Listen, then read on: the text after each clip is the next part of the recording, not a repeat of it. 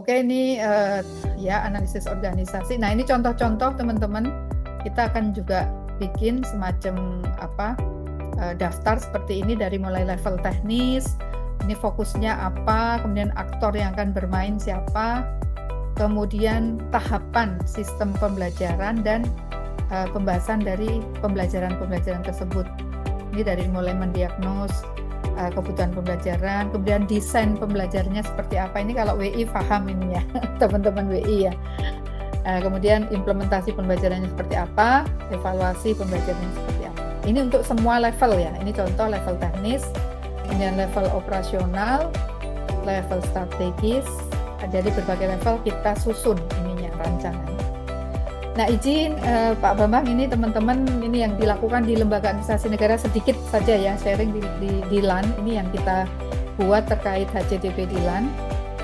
Ini kita mulai dari penyusunan, dari mulai visi misi organisasi, dan tentunya juga terkait Renstra-nya LAN. Kemudian kita lihat, kita petakan bisnis proses tugas-tugas di LAN itu seperti apa. Dan ketemulah 12 bisnis proses di lingkungan tugas-tugas ini ya, tugas-tugas yang ada di seluruh LAN itu tugas-tugasnya kita kategorikan menjadi 12 bisnis proses. Apa saja mungkin nanti akan saya tunjukkan. Nah, kemudian dari 12 bisnis proses itu kita klaster untuk kita kelompokkan ya, kita sederhanakan. Nah, kemudian baru kita tetapkan kompetensinya dari 12 proses menjadi 3 klaster, 3 klaster HCDP untuk kita tetapkan.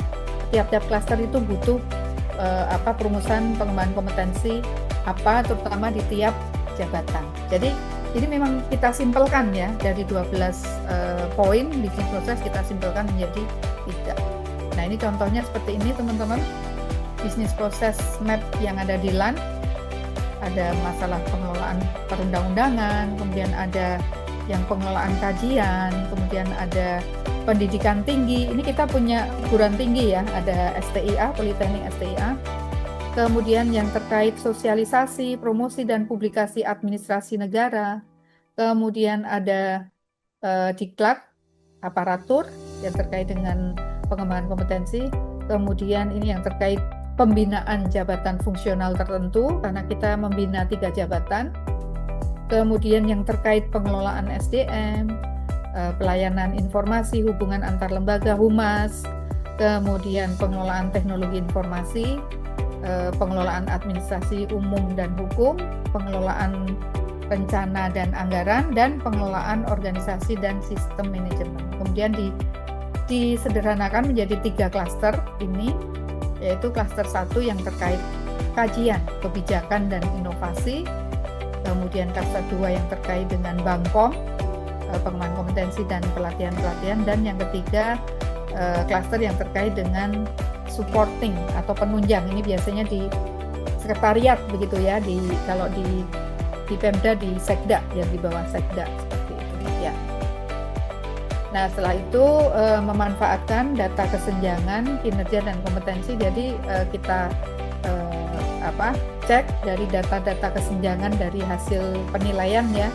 Kemudian nanti mengidentifikasi prioritas dan jenis pengembangan kompetensi, dan akhirnya muncul dokumen perencanaan pengembangan kompetensi. Jadi unsur data sangat penting ya teman-teman untuk bisa memunculkan rencana pengembangan kompetensi.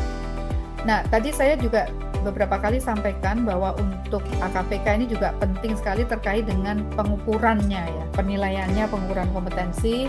Ini beberapa contoh pengukuran kompetensi dengan menggunakan assessment center atau self assessment. Ini juga kita lakukan.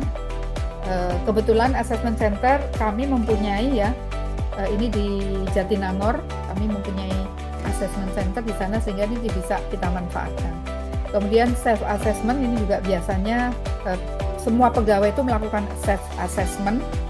Nah, tentunya nanti kita sinkron kita konfirmasi dengan assessment center, kemudian dengan penilaian 360 derajat, dan adanya tadi pendekatan metode dialog kinerja atau dialog atasan bawahan. Ini yang kita gunakan teman-teman di lembaga administrasi negara. Kita menggunakan empat mekanisme itu.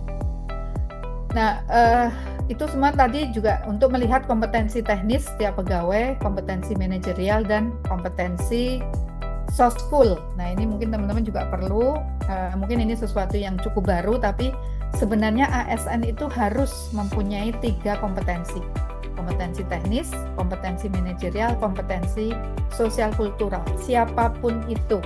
Nah, nanti tinggal perbedaannya adalah grade-nya, apa istilahnya, skor-skor berapa yang kalau misalnya sebagai seorang pimpinan apa struktural, tentunya kompetensi manajer yang paling utama seperti itu.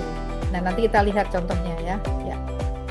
Nah, ini contoh kompetensi manajerial itu adalah integritas, kerjasama, komunikasi, orientasi hasil, pelayanan publik, pengembangan diri dan orang lain, karena dia sebagai pimpinan ya, dia harus juga punya kompetensi untuk bagaimana mengembangkan anggotanya atau anak buahnya. Kemudian juga mempunyai kompetensi mengelola perubahan, pengambilan keputusan. Untuk sosial kultural biasanya yang utama adalah perekat bangsa, karena ASN itu sebagai pemersatu ya, pemersatu. Nah, itu biasanya ini kompetensi sosialnya yang dibutuhkan adalah perekat bangsa. Nah, tingkat penguasaan kompetensi ini juga berjenjang ya teman-teman. Ada yang level 1 ini paling rendah, awareness saja, memahami saja substansi begitu. Untuk yang kedua ini adalah level basic, bisa menerapkan sesuai pedoman dan sebagainya. Untuk yang level 3 itu intermediate, berada di tengah-tengah begitu ya. Untuk kompetensi yang level 4 itu yang sudah lanjut, advance gitu ya, yang sudah di atas intermediate ya, di atas tengah-tengah.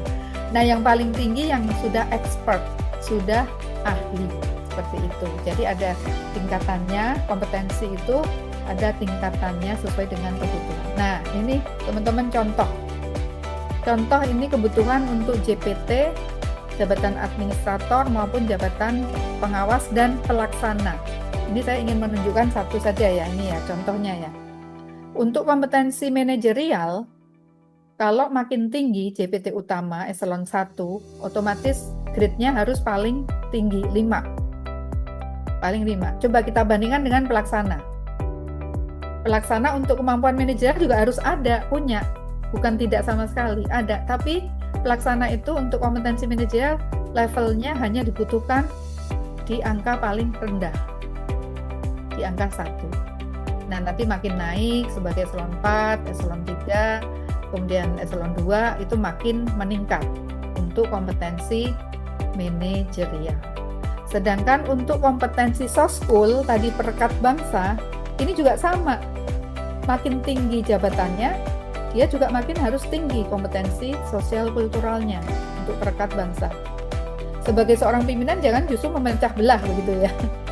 Seperti itu. Jadi dia harus punya kemampuan soft skill-nya lebih bagus, bisa menyatukan semua pegawai dan bisa membuat kondisi kondusif seperti itu ya, kondisi kerja. Nah, ini juga untuk jabatan fungsional. Sekarang kan teman-teman banyak ya yang jadi pejabat fungsional ya. Semakin jabatan fungsionalnya tinggi, otomatis kebutuhan kompetensinya juga angkanya makin besar. Misalnya integritas, ini untuk yang CF utama, ini ada 5.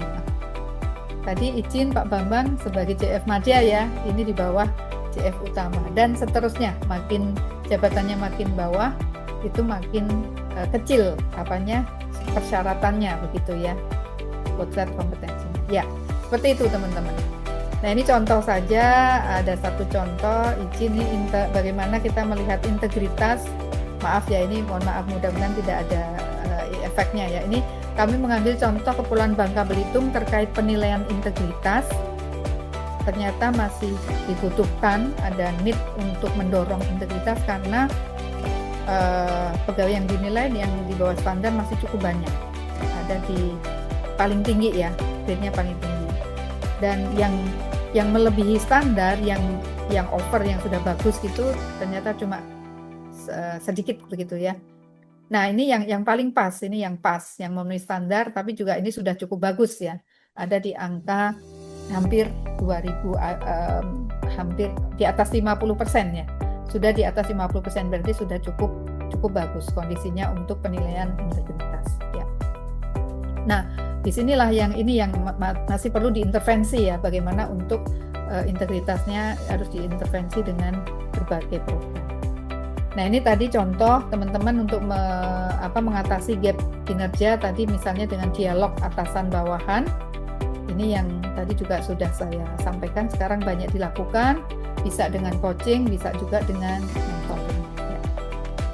Ya, ini terkait dialog atasan bawahan. Nah, terakhir nih teman-teman, bahwa AKPK ini juga digunakan di dalam manajemen talenta.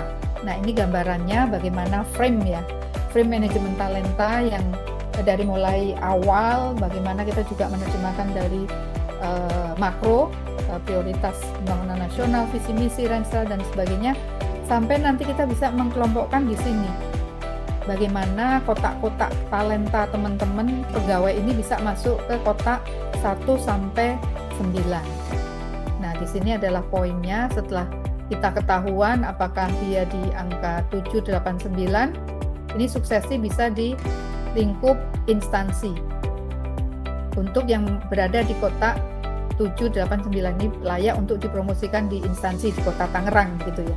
Tapi kalau dia berada di 9, teman-teman pegawai Kota Tangerang ini layak bisa melakukan bermain di tingkat nasional, misalnya masuk ke level pusat seperti itu. Nah, jadi ini gambarannya bagaimana AKPK nanti juga bisa mengintervensi apa-apa yang dibutuhkan oleh rekan-rekan yang masuk di sini, apakah 1, 2, 3 dan sebagainya.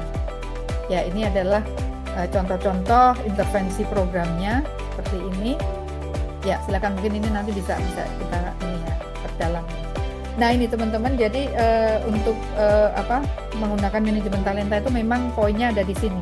Bagaimana potret teman-teman itu masuk di dalam kolom berapa. Kalau makin tinggi berarti artinya makin bagus, potret kinerjanya makin bagus atau kompetensinya makin bagus. Nah, itu nanti yang bisa juga menentukan, jadi bisa menentukan kebutuhan atau jalur pengembangan pegawai apa yang sesuai untuk apakah di kolom 1, 2, 3 dan seterusnya. Nah, tadi saya ingin menyampaikan seperti contoh coaching. Coaching itu sebenarnya cocok untuk teman-teman yang berkompetensi atau kinerjanya sudah tinggi. Karena dia tidak perlu lagi diberikan pelatihan-pelatihan, tapi coaching ini adalah satu bentuk untuk mendorong potensinya. Dia sudah punya potensi, dia sudah knowledge-nya cukup bagus, tapi hanya didorong agar potensinya bisa lebih meningkat. Kalau potensinya lebih optimal digunakan, otomatis kinerjanya akan lebih bagus. Ya, jadi ini manfaat AKPK teman-teman untuk di manajemen talenta, karena bisa kelihatan masing-masing teman-teman yang ada di talent berapa, kotak berapa itu ternyata memang membutuhkan bentuk-bentuk need pengembangan yang berbeda-beda seperti itu. Ya. Kalau mentoring ini memang lebih tepat untuk pegawai-pegawai yang butuh tambahan pengetahuan seperti itu. Jadi beda ya antara coaching dan mentoring. Ya, jadi di akhir izin nih teman-teman sebagai kesimpulannya bahwa AKPK ini dilakukan untuk meningkatkan kualitas kerja, kemudian untuk mengatasi efisiensi dan AKPK merupakan bagian dari, ini harusnya dilakukan rutin gitu ya, tidak hanya tahun ini kemudian nanti nggak ada lagi gitu ya. Jadi ini harus rutin, bagian dari kegiatan rutin pengembangan SDM, karena memang semuanya based on ini ya, berdasarkan analisis kebutuhan tadi. Kemudian perlu adanya Pokja AKPK atau unit atau kelompok yang memang benar-benar mengurusin gitu ya, mengerjakan AKPK. Saya nggak tahu ini nanti izin di Kota Tangerang seperti apa. Dan anggota Pokja itu juga harus terus mengupdate ya, mengikuti pengembangan teknis-teknis bagaimana melakukan AKPK-nya, karena memang berkembang terus ya. Kemudian perlu juga merancang mekanisme kerja, waktu, dana, sarpras, dan komitmen dalam melaksanakan AKPK di masing-masing instansi. Kemudian hasil AKPK ini perlu untuk ditindaklanjuti dalam bentuk pengembangan kurikulum, bahan ajar atau modul, kemudian pelaksanaan pengembangan dan evaluasi pengembangannya. Dan terakhir, mengelola tindak lanjut hasil AKPK dalam program pengembangan baik di jangka pendek, menengah, dan jangka panjang. Ya, baik, mungkin itu, mohon maaf rekan-rekan yang bisa saya sampaikan.